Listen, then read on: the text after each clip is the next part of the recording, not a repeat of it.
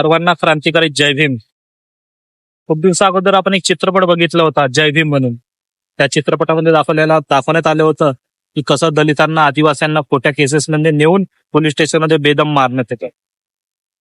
तशीच पुनरावृत्ती आपल्या महाराष्ट्राच्या परभणी जिल्ह्यामध्ये झाली.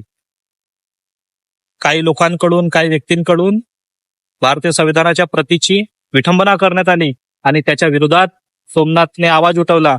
तिथल्या भीमसैनिकांनी खूप साऱ्या भीमसैनिकांनी आवाज उठवला. त्यातील एक सोमनाथने पण आवाज उठवला आणि विरोध केला.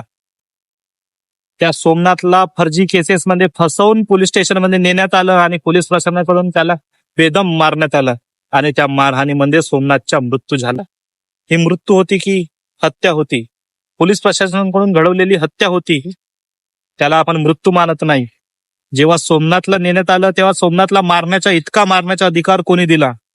कालपर्यंत दलितांना फक्त सवर्ण मारत होते, जातीवादी ओबीसी मारत होते आणि आता पोलीस प्रशासन, महाराष्ट्र प्रशासनही मारत आहेत. म्हणजे इतकी निंदा दलितांची करण्यात येत आहे. सोमनाथ एक सामान्य घरातील वडार समाजातील मुलगा होता, कायद्याचं शिक्षण घेत होता. त्याला मारून आता पोलीस प्रशासनाने दुसरं आंदोलन छेडण्याचं काम केलं आहे. या आंबेडकरी जनतेमध्ये त्यांच्या विरोधात इतका द्वेष आला आहे आता की आता आंदोलन थांबणार नाही.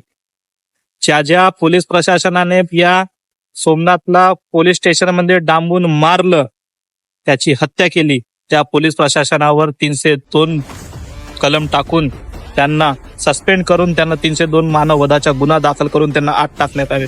जर आत टाकलं नाही तर आज फक्त परभणी जळली, उद्या संपूर्ण महाराष्ट्र जळेल.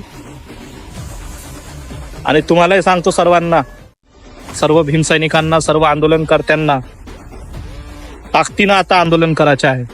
आता थांबलो तर आपल्याला हे थांबवतील, म्हणून आता थांबायचं नाही आहे. आपल्याला न्यायासाठी लढायचं आहे. जय भीम.